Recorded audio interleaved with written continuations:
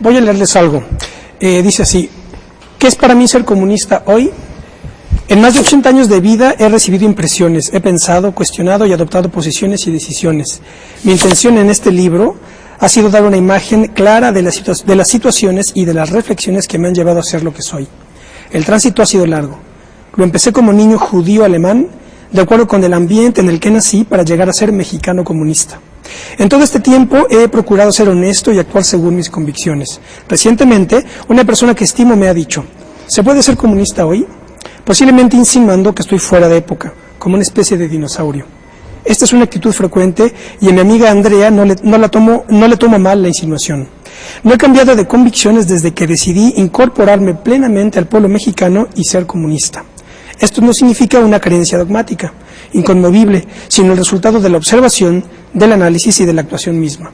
No puede ser mantener una fe ciega en una posición una vez adoptada, sino su confrontación con nuevas reflexiones y con las situaciones cambiantes. Ya he expresado en páginas anteriores los impactos que me causaron los acontecimientos vividos en distintos momentos y las dudas y reflexiones a que me llevaron. Resta ahora decir qué significa para mí ser comunista hoy. Son las primeras líneas de lo que puede ser, digamos, el epílogo del libro que tengo entre manos, de niño judío alemán a comunista mexicano, una autobiografía política del profesor Juan Brom, quien es nuestro invitado de hoy. Digamos que estamos iniciando por el final para que en la hora que procede pues escuchemos con él sus evocaciones y la reconstrucción tanto del libro como de la vida que está compendiada en esta fantástica edición que acaba de salir hace unos días. Así que estas son las evocaciones requeridas de Juan Brom. Quédese con nosotros, esto es Plaza de Armas.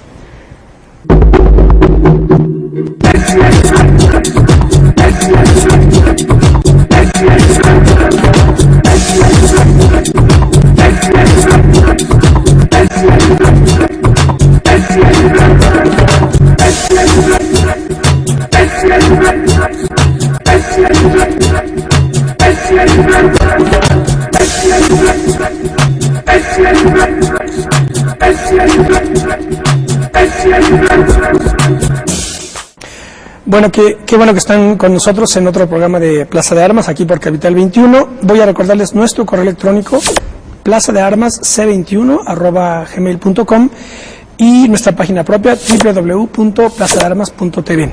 Bueno, pues es un verdadero honor que esté con nosotros aquí el autor del libro que comencé leyendo, el profesor Juan Brom.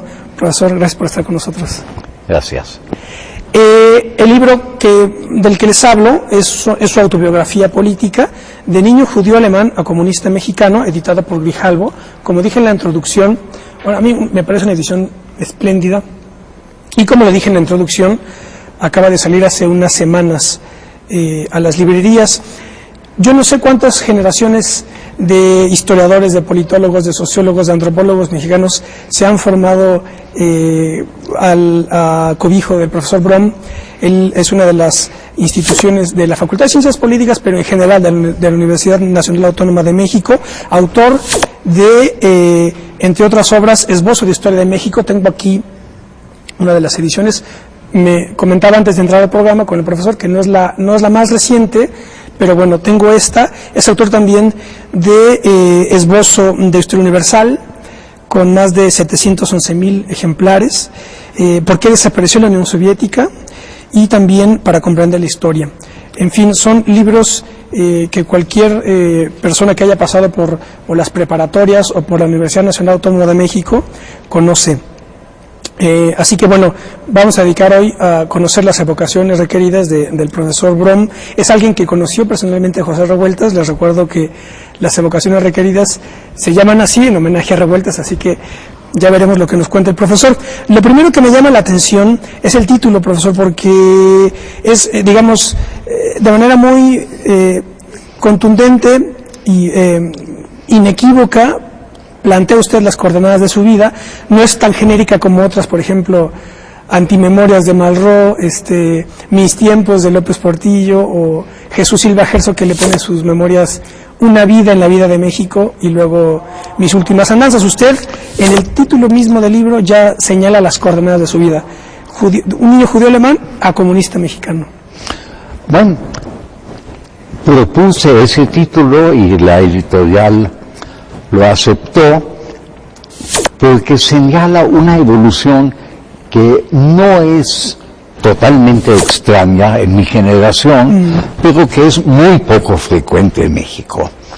Entonces, generalmente los grupos extranjeros que llegan tardan 2, 3 generaciones en incorporarse al pueblo, o de plano no se incorporan.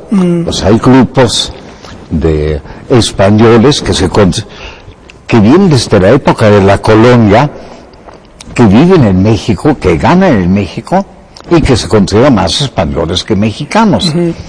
O también en la colonia alemana, en la colonia norteamericana. Bueno, hay de todo.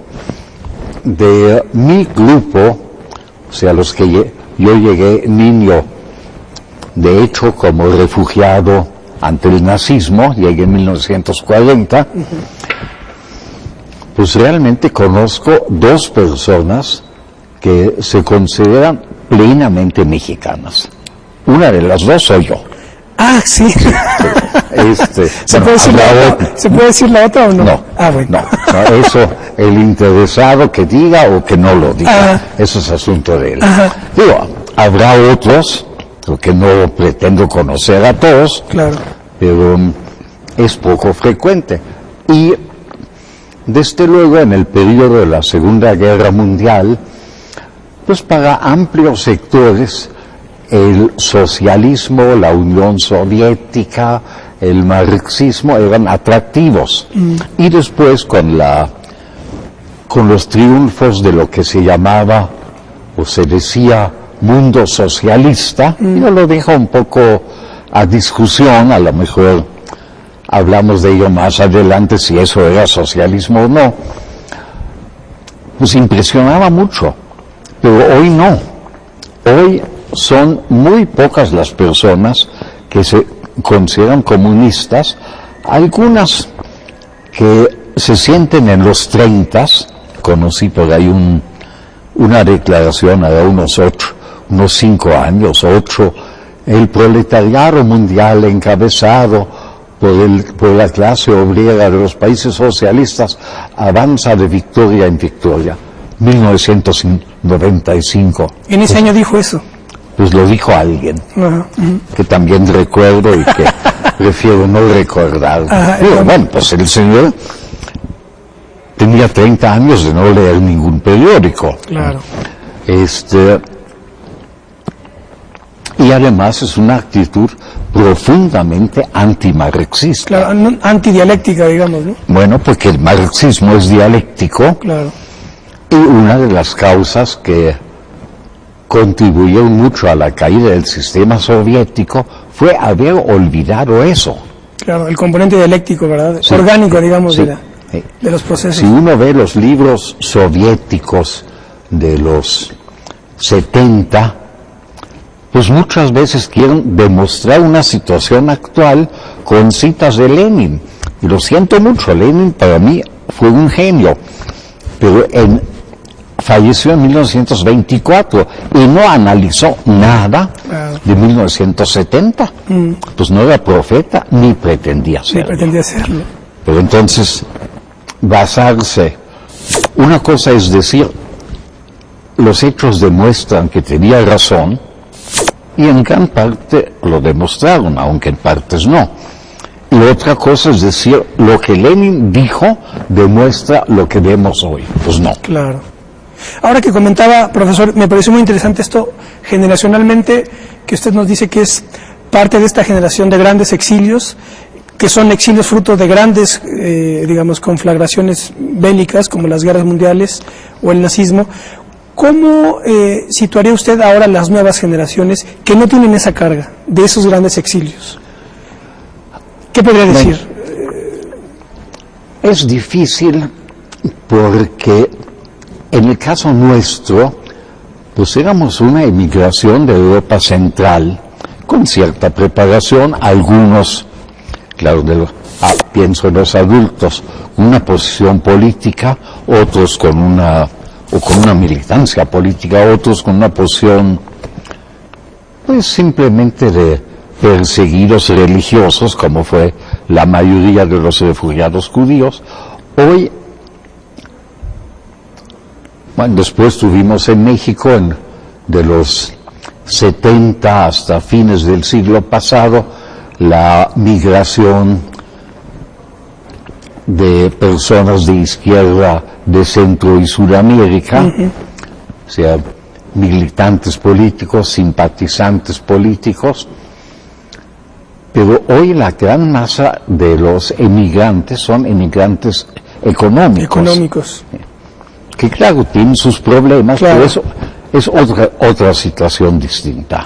Yo recuerdo me viene a la memoria ahora, un texto, me parece que de Tomás Segovia, sobre Max Auf, y creo que él hablaba hacía referencia a Max Auf y a él mismo, a Tomás Segovia, vis a vis, con relación a Jorge Semprún, que Jorge Semprún se queda ya en Alemania, en España, se queda en Francia, etcétera. Sí. Y entonces decía Tomás Segovia, una de las cosas más dramáticas de un exilio como el nuestro, como el de Max Auf y el mío, es que no nada más te exilias de alguna manera del país del que tienes que salir, sino que también te exilias de la historia. En ese sentido se refería, al sentido de que Semprún o los que se quedan ahí luchando y resistiendo, por lo menos entran en el proceso, digamos, ¿no? En el drama. Claro, la situación es que Semprún era un militante político. Cuando cae la República Española, pues pasa a la resistencia y de una u otra manera está allá. Yo soy de una generación posterior, o sea, mis padres, pues, bueno, mis papás eran personas liberales, sin militancia política, antinazis, por liberales y por judíos. Y los de mi generación, como por ejemplo Katz y otros, pues éramos niños, niños o adolescentes, ¿no? Entonces, es una situación distinta y yo la siento mucho más individual. Pues a lo mejor individual porque yo era un individuo y si veo 100,000 campesinos mexicanos que van a Estados Unidos porque aquí no tienen dónde trabajar, pues veo una multitud. Claro. Voy a contarles aquí algo que en la página 64 cuenta el profesor Brom, un poco en el contexto de lo que estamos ahora mismo comentando, con la necesidad de arraigarse, de buscar un arraigo. Dice, mi intención era volver a mi tierra natal a participar, habla después de la Segunda Guerra Mundial, dice el profesor, mi intención era volver a mi tierra natal a participar en su reconstrucción antifascista, democrática y a la larga socialista, pero los camaradas me dijeron que no me llevarían en tanto no tuviera una preparación profesional. La política no es profesión, señalaron. Mientras no tengas una profesión a qué dedicarte, serías un estorbo. Prepárate y después veremos. A los pocos años regresó a México una compañera que había sido miembro de nuestro grupo juvenil. Por supuesto, todos le pedimos que nos contara sus experiencias e impresiones. Lo que nos relató fue interesante y para mí significó un descubrimiento fundamental. Me resultó ajeno. Sin duda, era parte importante de lo que sucedía en el mundo, pero podía haber sido de cualquier país, de cualquier pueblo. No le percibía mío. Y llegué a una conclusión. Ya había echado raíces fuertes en México. Me sentía parte del país y de su pueblo. Tenía amigos mexicanos. No veía ningún sentido en reincorporarme un pueblo y un país del que ya no era parte. Entonces solicité la naturalización mexicana. La obtuve en 1950. Sí, y pues fue una decisión clave. Clave. Cambió, digamos, ya fue el antes y el después, digamos, ¿no? Sí. Porque se incorpora ya usted, pero la clave aquí es que se nacionaliza mexicano y afirma o reafirma su militancia comunista, ¿verdad? Sí. O sea, van de la mano. Van de la mano. Van de la mano. Sí. ¿Cómo fue esa militancia? ¿Cómo fue esa gestación del movimiento comunista mexicano? Bueno, eso sí, el paso al comunismo fue por los dos lados. Yo hice la secundaria en el Politécnico. Bueno, digamos, mis primeras experiencias políticas fueron el supuesto nacionalismo, porque de hecho no le veo nada de nacional, del nazismo en Alemania, el antijudaísmo, el antisemitismo que me excluía. Si no hubiera sido por ser judío, pues probablemente me hubiera arrastrado el entusiasmo general por una gran Alemania. Claro. Como por ejemplo Günter Grass, que después lo analizó, lo reaccionó, y no como la cantidad de mequetrefes que hoy se atreven a reprocharle, porque quiso participar en la lucha de su país, claro, en la élite militar. Claro. No, eso era lógico, pero para mí no, porque como judío me decían que era traidor al país, que era enemigo. Mi papá había sido voluntario en la Primera Guerra Mundial, obtuvo pronto la Cruz de Hierro, en un momento en que eso era una distinción muy especial. Salió totalmente antiguerra cuando le ofrecieron la nacionalidad francesa, porque él había nacido en Estrasburgo, que pasó de Alemania a Francia. Le rechazó, dice, no, Alemania es mi país, y pues perdimos la guerra, pero es mi país. Lo digo, entonces, ¿cómo me van a decir que por ser hijo de ese hombre soy un traidor a Alemania? Entonces, esto me llevó automáticamente a una oposición y a una reflexión política. Bueno, la otra, yo pues tengo que saltarme muchas cosas. Ingresé a la prevocacional 5, secundaria del Politécnico. Me tocó la huelga, creo que fue a principios del 42, un movimiento de masas estudiantiles, un periodiquito que salió que se llamaba el Masewal. ¿Y eso qué significa? Pues es el pueblo común. Y bueno, era un ambiente que me acercaba. Después supe que el Masewal lo editaba el grupo de la Juventud Comunista en el Politécnico. No lo sabía en aquel entonces. Y al mismo tiempo, y lo señalo en el libro, me invitaron a un grupo juvenil de habla alemana, en donde estaba Katz, por ejemplo, ¿no? En el que estaba Katz, atendido por un adulto joven, Hans Marum, y alguien. Entonces, después me di cuenta que como la mitad eran hijos de comunistas exiliados, austriacos, checos, alemanes, y la otra mitad eran, pues, propiamente hijos de exilados o refugiados raciales, religiosos, o sea, de judíos. Y había, desde luego, entre los no comunistas un fuerte prejuicio anticomunista. Los comunistas son el diablo. Y yo compartía eso. Ese era el ambiente en el que me había educado. Aunque mis papás nunca fueron fanáticos, pero eran liberales, digamos, no comunistas, sí. ¿No? Y bueno, ten cuidado con Marum, es comunista. Profesor, déjeme vamos a hacer una primera pausa y nos quedamos con este punto. Vamos a hacer una pausa, estamos conversando con el profesor Juan Brom sobre su vida. Estamos de vuelta en un minuto.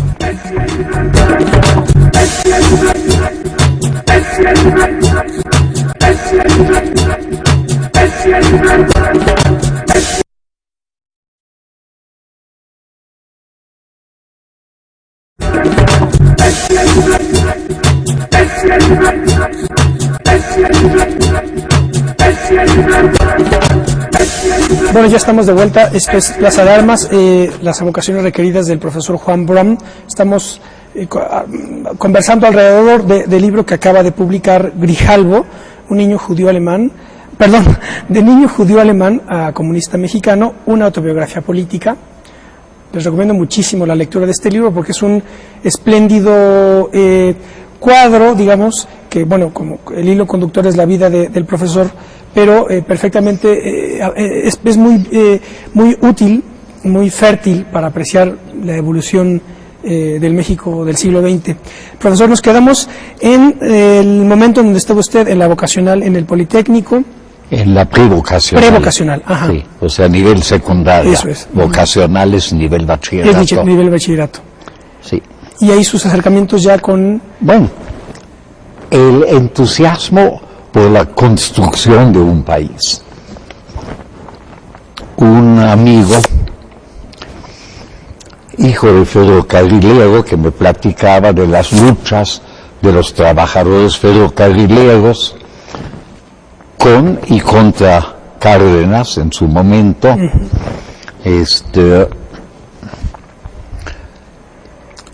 La idea, pues ya un tanto relegada de educación socialista, la participación en la lucha mundial contra el nazismo, pues todo eso fueron animaciones políticas, y la participación en la huelga del 42 contra Béjar Vázquez, toda la política muy conservadora en educación que impuso el gobierno de Ávila Camacho. Béjar Vázquez fue secretario de Educación, Pues y después y Torres Bodet fue también, ¿no? Torres Bodet fue después. Después, Sí. correcto. Creo que, bueno, Torres Bodet fue 2 veces. Creo que cuando Béjar Vázquez tuvo que renunciar, creo que entró Torres Bodet. Torres Bodet. Y después fue secretario de Educación con López Mateos, si no me... con López Mateos, sí. Sí. Bueno, pues eso fueron cosas que me animaron, y por otra parte el grupo juvenil, pues me invitaron a un grupo de jóvenes de habla alemana, de excursiones, de pláticas, de vida cultural, y como empecé a platicar a su momento, pues la mitad eran hijos de comunistas y la mitad eran, pues fundamentalmente, bueno, la mitad eran hijos de refugiados judíos, o sea, escapados de la persecución religiosa disque racista. Me pusieron sobre aviso que el adulto joven que pues dirigía, organizaba aquello, yo creo que para que los papás tuvieran confianza de que los jóvenes no nos descarriábamos ahí, pues que era comunista. Yo entendía que el comunista es un ser malvado del que hay que huir, pero me llamó la atención. Digo, oye Hans, ¿tú eres comunista? Quedó viendo medio sorprendido, porque supongo que él pensaba que yo lo sabía. Dice, sí, explícame qué es. Y de ahí derivaron meses y meses de... Iba yo a su casa, terminaba él su trabajo, redactaba un pequeño periódico antifascista en alemán para la colonia alemana en México. Cenábamos, inflaba un colchón, yo me acostaba ahí en el piso, en el colchón, y él en su cama, y platicábamos hasta las 2, 3 de la mañana. Y tenía buena preparación.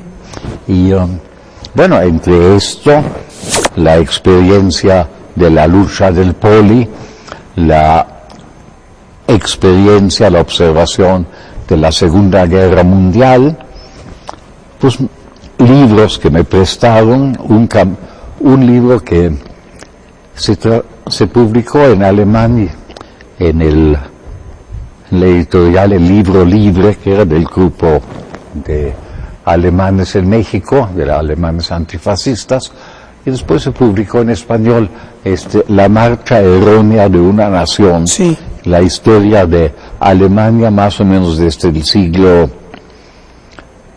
XVI, XVII, hasta el nazismo. Muy buena, muy clara, hasta hoy me parece un libro admirable. A lo mejor viéndolo con cuidado encontraría cosas equivocadas o cosas exageradas o cosas con las que ya no concuerde, pero en su momento me pareció excelente. El origen de la familia, de la propiedad privada del Estado, de Engels, que me sigue entusiasmando, Manifiesto Comunista, bueno, y todo eso me fue llevando. Después estuve trabajando y tuve algunas experiencias no con comunistas. En alguna entrevista el entrevistador a fuerza quería que los trabajadores con los que estaba yo en contacto me habían llevado al comunismo, y no fue así. Pero lo que sí, una demanda perfectamente justificada de trabajadores por una modificación del trabajo que inventamos entre un obrero y yo, que significaba más trabajo para los trabajadores y menos sueldo, porque se pagaba a destajo, y un dirigente sindical dueño del contrato colectivo los vendió, le hizo llegar al patrón una tarifa que pagaban en otras empresas también pequeñas, donde pagaban menos. O sea, la enseñanza, una mayor productividad, no forzosamente es un beneficio, sino puede ser directamente un perjuicio para los trabajadores. Entonces, depende de la capacidad que tengan de negociar con el patrón. Y todo eso fueron experiencias que me iban acercando a la militancia comunista. Cuéntenos un poco, profesor, aquí lo mencionó usted, de don Arnoldo Martínez Verdugo. Bueno, cuando decidí, después de haber llegado a la conclusión que pues de Alemania tenía el origen, bueno, pues sí, eso es para toda la vida, el conocimiento del idioma, algún conocimiento de antecedentes, pero no tenía ya relación. Cuando decidí la naturalización mexicana, el grupo juvenil antifascista de habla alemana ya se había disuelto porque varios habían regresado a Europa con sus padres.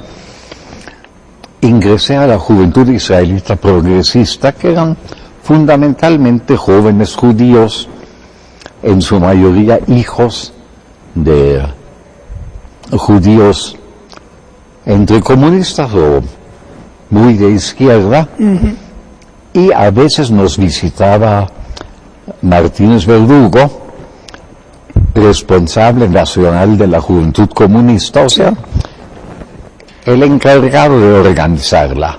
Y bueno, pues fue un contacto interesante, tanto en lo político, de lo que nos contaba del país, e inclusive en lo artístico.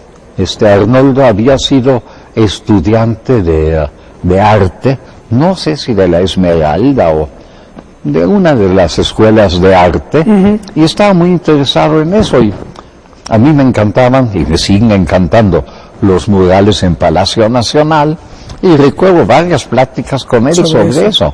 Y desde luego, pues me daba una explicación sobre la política del partido, y en el momento, y al día siguiente de que recibí la carta de naturalización, me presenté en el local de la Juventud Comunista y solicité mi ingreso. Por eso van de la mano. Pues sí. Ser mexicano y ser comunista va de la mano, ¿no? Sí, sí. Bueno, el ser comunista empezó antes. Eso era, claro. Pero me facilitó. Claro. Bueno, desligar, pues del ambiente alemán desligué, y del ambiente de la colonia judía o judío-alemana en México también me desligué. ¿Y no fue problemático, profesor, para darle la nacionalización? Bueno, es decir, que hayan sabido de antecedentes de militancia de usted, no. No, es que no tenía tenía una militancia extranjera. Con los alemanes, y eso como que no molestaba mayormente a Gobernación. Ajá. Y procuré precisamente no tener una militancia comunista mexicana, pues no quería arriesgar la naturalización. Paréntesis, no es nacionalización. Nacionalizar es pasar a propiedad de la nación. Claro, y eso es el petróleo. Naturalización. Exactamente. Ser reconocido como natural del país. Claro. ¿Cómo después esto ya se va, digamos, hilvanando con la otra gran trama de su vida, que es la universidad, las clases, la academia? Sí, bueno, yo estuve trabajando como 6 años en tenerías, primero en la tenería moderna y beneficiadora de lana, después en la tenería El Popo, y llegué a la conclusión de que eso no era lo mío. Bueno, empecé en el taller mecánico de mi papá, la que me corrió mi hermano por inútil. Pero ahí hay una foto, sí, una foto que dice usted, que dice, no fui totalmente inútil, detengo el portón. Aquí detengo el portón, no fui del todo inútil, aquí deteniendo el portón.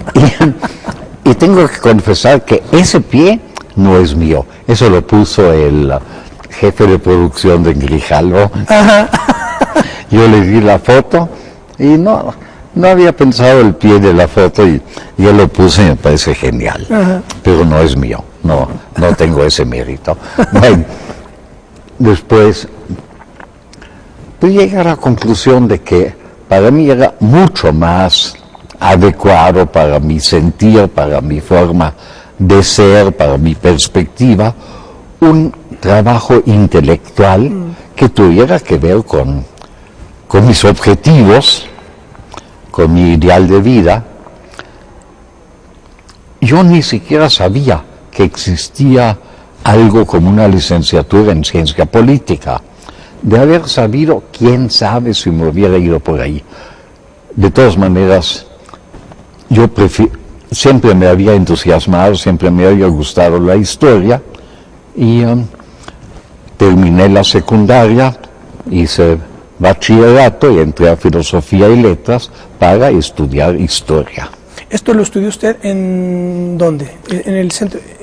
¿En CEU? Todavía no estaba CEU. No, en Mascarones. En Mascarones, en el centro histórico. San Cosme. Sí, en San Cosme. Sí. Uh-huh.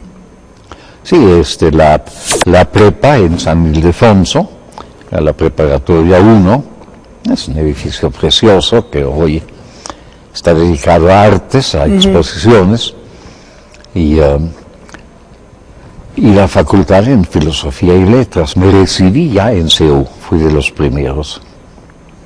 ¿Con quién compartió aulas, profesor? Tanto en la preparatoria como en la facultad que...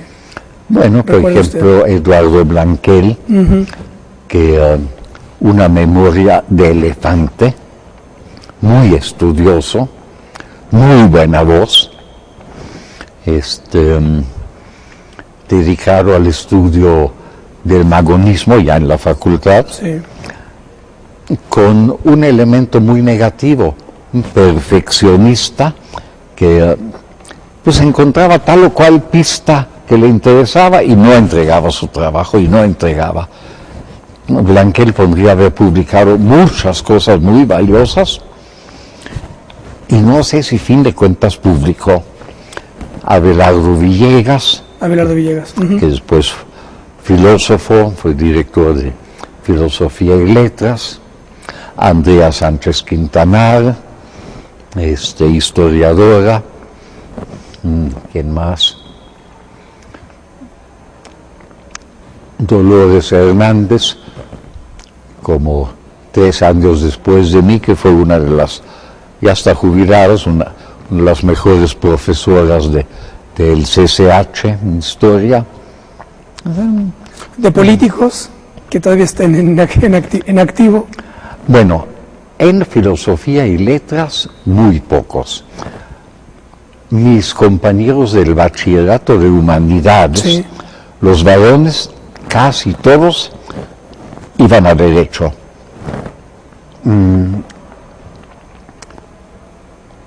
Bueno, esos no eran no eran de la UNAM. Porfirio Muñoz Ledo, que creo que hizo el bachillerato en el CUM. Sí. Arturo González Cosío. Un poco detrás de ellos estaba Carlos Fuentes, a quien no conocí personalmente, debo haberlo visto en algún momento. En Filosofía y Letras, algún tiempo después, pero sí lo conozco desde Filosofía, Carlos Monsiváis, de mi misma generación, Héctor Azar, el creador del teatro universitario. Yo soy muy malo para los nombres, pero fue una generación interesante. Generación medio siglo, Porfirio. Que tenía su revista Medio Siglo, precisamente. Sí, y ahí escribí. Ahí escribió. Sí. Claro. Tenía una sección. De hecho, Muñoz ha estado en varios programas con nosotros. De hecho, iniciamos este proyecto con una entrevista de él. Y recuerdo algo que me dijo que me pareció importante, un poco dramático, porque dijo algo así como: nunca México ha estado tan lejos de lo que mi generación quiso hacer con él. Así lo vio Muñoz. Pues lo dijo con un dramatismo, porque dijo fundamentalmente porque ya logramos tener nación, pero ya no tenemos Estado. Hoy, ¿no? Se refería a este momento. Porfirio es un hombre muy inteligente, muy crítico. No me extraña que haya dicho eso. Bueno, Monsiváis, en otro sentido, es muy inteligente y muy crítico.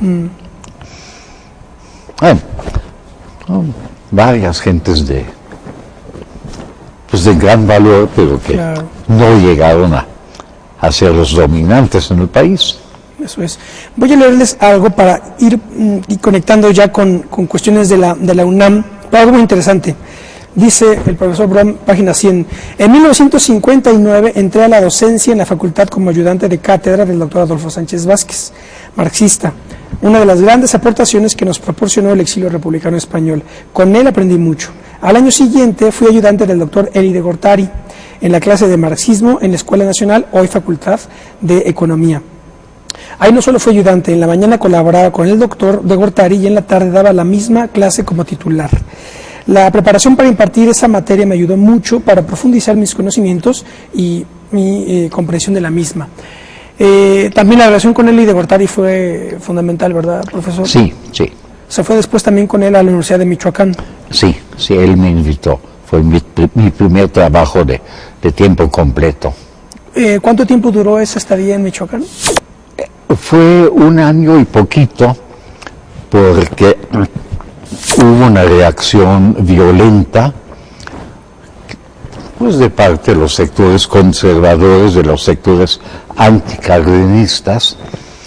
En el rectorado del doctor de Gortari tocó la elección de nuevo gobernador, un grupo pues de cardenistas, pues Michoacán tiene una muy fuerte tradición desde el general.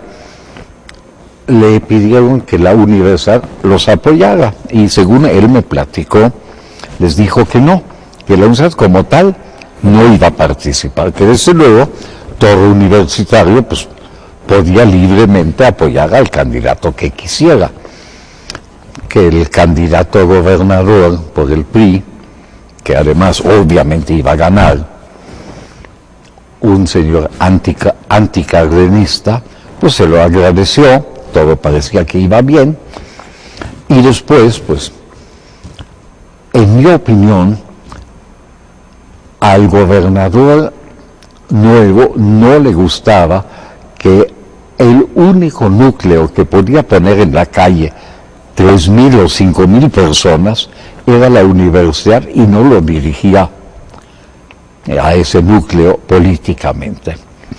Y claro, había una cantidad de personas que habían gozado de privilegios, que acusaron al doctor de Gortari, a la administración, de todo lo que se les ocurrió. Algunas acusaciones pueden haber sido justas, pero en lo fundamental era un pleito contra la consolidación de una izquierda académica seria y una universidad independiente. La Universidad Michoacana siempre había sido de mucha proclama, de mucho enarbolar banderas de izquierda, pero no muy seria académicamente. Y el trabajo que quería hacer el doctor de Gortari sí era muy serio, y bueno, pues el gobierno estatal fomentó la lucha contra él. Vamos a quedarnos aquí, profesor, vamos a hacer otra pausa más y estamos de vuelta. Vamos a hacer una pausa, estamos de vuelta en un minuto con ustedes.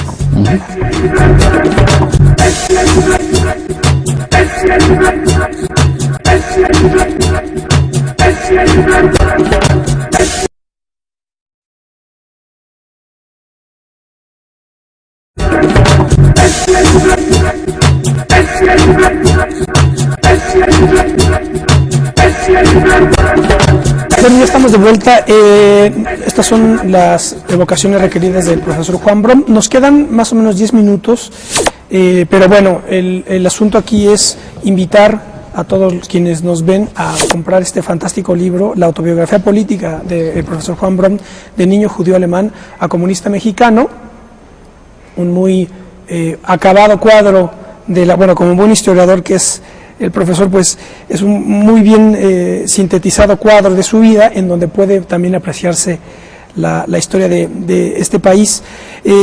Así que bueno, son muchas cosas las que quedan aquí por comentar.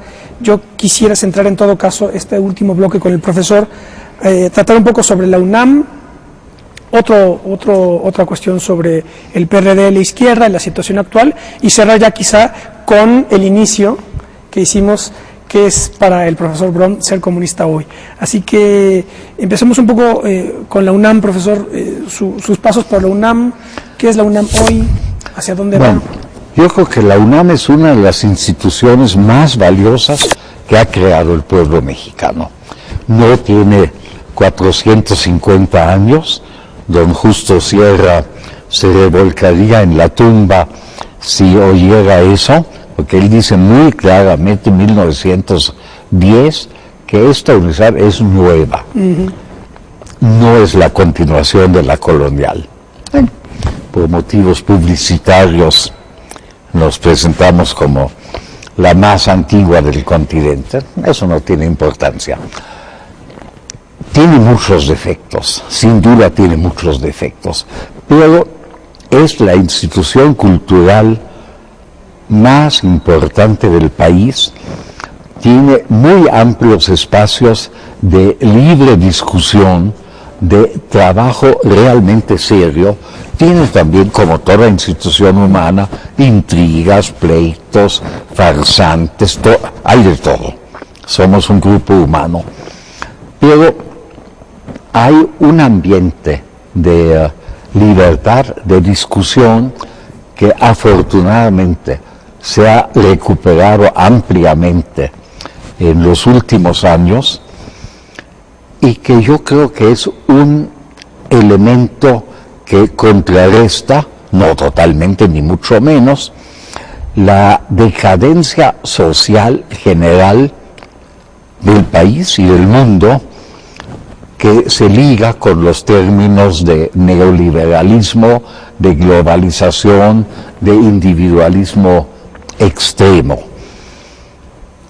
No es el papel de la universidad dirigir el país, sino investigar, presentar problemas, proponer, según el leal saber y poder de cada investigador, de cada analista, la solución que le parece, y pues que los partidos, los movimientos sociales, los elementos, los sectores gubernamentales recojan lo que vaya de acuerdo con sus puntos de vista. Y en ese sentido yo creo que da una enorme aportación y forma, desde luego, una gran cantidad de profesionistas, algunos muy malos, otros útiles.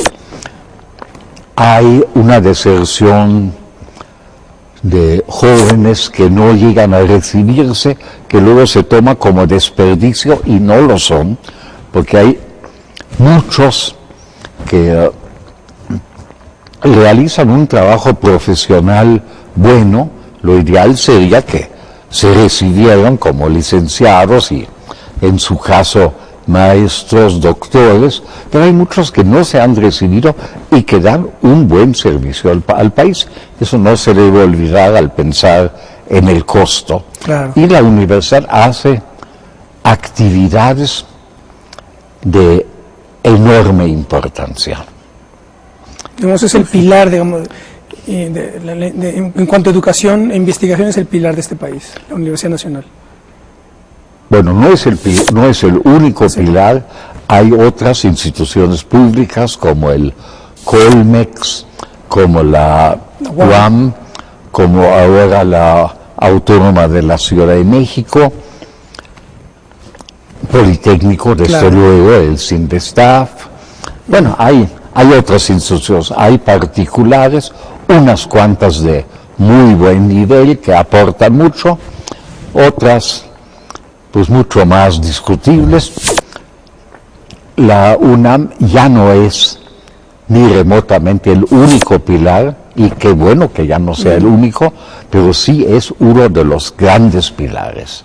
Nos quedan más o menos 4 minutos, profesor. Pasemos, bueno, ya vas a tener que ser muy rápido, un comentario sobre la izquierda, el PRD, la situación actual, y sobre qué es ser comunista hoy, para responder el final del libro. Lo de la izquierda, el PRD, yo en su momento, en el 89, pues tenía la esperanza, como la teníamos millones de mexicanos, de un buen partido de izquierda muy amplio, que se consolidara con luchas internas, no con la pretendida unidad monolítica que ostentaban los partidos comunistas en su tiempo, que yo creo que fue un grave error histórico, aunque tiene sus motivos. Bueno, y creo que ha habido una decadencia, pues ya no da tiempo para entrar en un análisis de pues las divisiones internas, y de muy poco sirve el llamado unámonos, porque bueno, pues sí, unámonos, y cada quien dice unámonos, síganme, porque yo soy el de la buena política. Creo que no tiene sentido tratar de entrar a analizar esto, quién mejor, quién peor, en 2-3 minutos, porque eso requiere un análisis mucho más profundo, y ojalá haya cierta unidad de acción que no impida el debate interno, pero que sí mantenga y amplíe los avances sociales, los muy pocos avances económicos de orientación popular que se han creado entre los distintos partidos que se proclaman de izquierda, y desde luego no hay que desdeñar, sino al contrario, hay que ver como algo muy importante los movimientos de izquierda que no son partidarios y que a veces rechazan toda mención de partido, que tienen la ventaja y que defienden intereses directos de la gente, que significan una movilización de gente, y la desventaja de que por su naturaleza misma muy difícilmente se unen en una lucha global por la transformación del país. ¿Qué es ser comunista hoy, profesor? Bueno,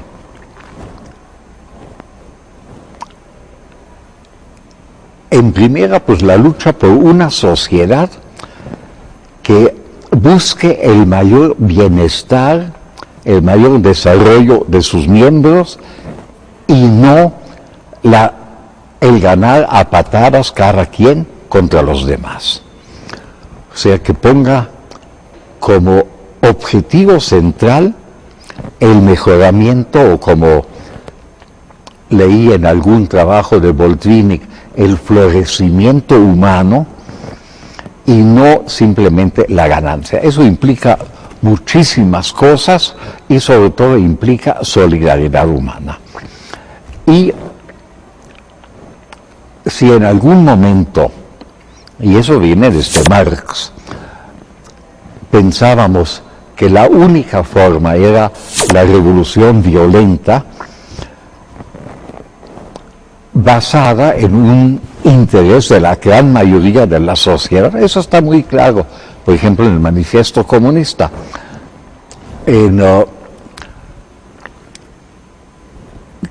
que frente a la represión nazi, a la represión macartista en Estados Unidos y todo eso, pues la única forma de lucha era la lucha clandestina a la larga, la lucha armada, y se fue olvidando, dejando de lado un elemento primarísimo, la convicción popular. Entonces, para mí, ser comunista es, además de perseguir el ideal que mencioné hace un momento, lograr esa conciencia social. Si la transformación puede hacerse pacíficamente, ojalá.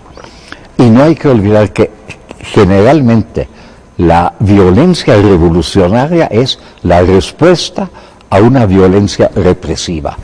Esos 1910 en México, esos 1810 en México, esos 1789 en Francia, lo que quieran. Un movimiento que busca una transformación que al grupo dominante le parece peligroso, el grupo dominante empieza a reprimir y el otro grupo o se dobla o responde revolucionariamente. Bueno, ojalá se pueda hacer sin los sufrimientos de una revolución, pero depende de los dos y depende sobre todo del que tiene las armas principales. Las usa, los soviéticos no las usaron cuando hizo crisis la Unión Soviética y la Unión Soviética desapareció. Los nazis sí las usaron y el resultado fue un desastre para Alemania y para el mundo. Bueno, pues profesor, le agradecemos muchísimo. Sirve este programa como un homenaje para usted.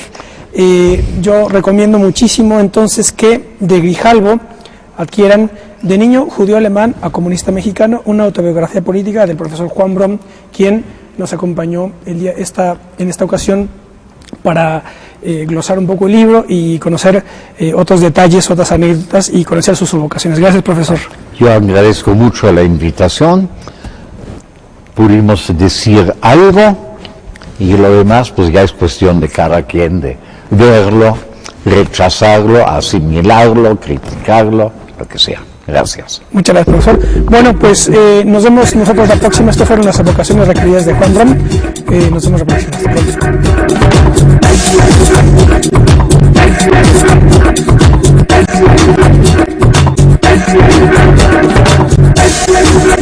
De los procesos. Si uno ve los libros soviéticos de los 70, pues muchas veces quieren demostrar una situación actual con citas de Lenin. Y lo siento mucho, Lenin para mí fue un genio, pero falleció en 1924 y no analizó nada de 1970. Pues no era profeta ni pretendía serlo. Pero entonces, basarse, una cosa es decir, los hechos demuestran que tenía razón, y en gran parte lo demostraron, aunque en partes no. Y otra cosa es decir, lo que Lenin dijo demuestra lo que vemos hoy. Pues no. Claro.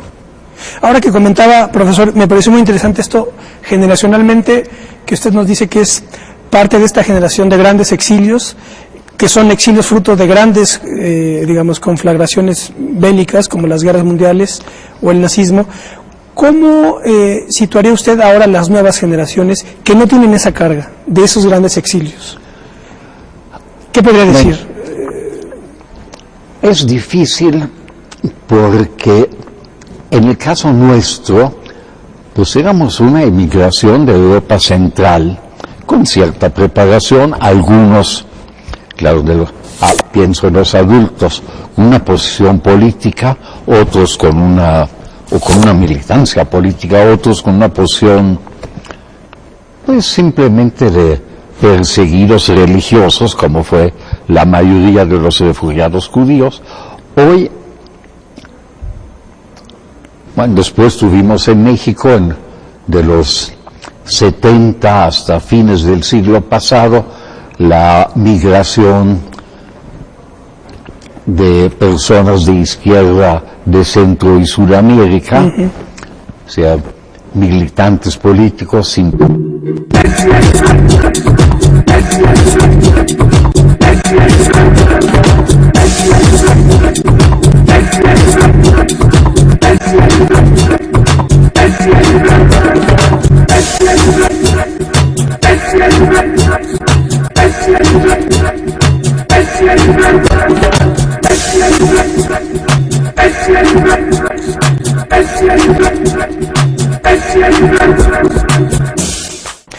Bueno, qué bueno que están con nosotros en otro programa de Plaza de Armas, aquí por Capital 21. Voy a recordarles nuestro correo electrónico, plazadearmasc21@gmail.com, y nuestra página propia, www.plazadearmas.tv.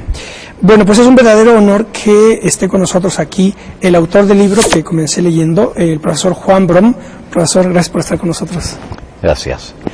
El libro del que les hablo es su autobiografía política, de niño judío alemán a comunista mexicano, editada por Grijalbo. Como dije en la introducción, bueno, a mí me parece una edición espléndida, y como lo dije en la introducción, acaba de salir hace unas semanas a las librerías. Yo no sé cuántas generaciones de historiadores, de politólogos, de sociólogos, de antropólogos mexicanos se han formado al cobijo del profesor Brom. Él es una de las instituciones de la Facultad de Ciencias Políticas, pero en general de la Universidad Nacional Autónoma de México, autor de, entre otras obras, Esbozo de Historia de México. Tengo aquí una de las ediciones. Me comentaba antes de entrar al programa con el profesor que no es la más reciente, pero bueno, tengo esta. Es autor también de Esbozo de Historia Universal, con más de 711,000 ejemplares, ¿Por qué desapareció la Unión Soviética?, y también Para comprender la historia. En fin, son libros que cualquier persona que haya pasado por las preparatorias o por la Universidad Nacional Autónoma de México... Una de las dos soy yo. Ah, sí. ¿Se puede decir la otra o no? No. Ah, bueno. No, eso, el interesado que diga o que no lo diga, eso es asunto de él. Digo, habrá otros, porque no pretendo conocer a todos, claro, pero es poco frecuente. Y, desde luego, en el periodo de la Segunda Guerra Mundial, pues para amplios sectores, el socialismo, la Unión Soviética, el marxismo eran atractivos. Y después con los triunfos de lo que se llamaba o se decía mundo socialista, yo lo dejo un poco a discusión, a lo mejor hablamos de ello más adelante, si eso era socialismo o no. Pues impresionaba mucho, pero hoy no. Hoy son muy pocas las personas que se consideran comunistas, algunas que se sienten en los 30s. Conocí por ahí una declaración a unos 5 años, 8, el proletariado mundial encabezado por la clase obrera de los países socialistas avanza de victoria en victoria. 1995. En ese año dijo eso. Pues lo dijo alguien, que también recuerdo y que prefiero no recordar. Pero bueno, pues el señor tenía 30 años de no leer ningún periódico. Claro. Y además es una actitud profundamente antimarxista. Claro, antidialéctica, digamos, ¿no? Bueno, porque el marxismo es dialéctico. Claro. Y una de las causas que contribuyó mucho a la caída del sistema soviético fue haber olvidado eso. Claro, el componente dialéctico, ¿verdad? Sí. Orgánico, digamos. Sí.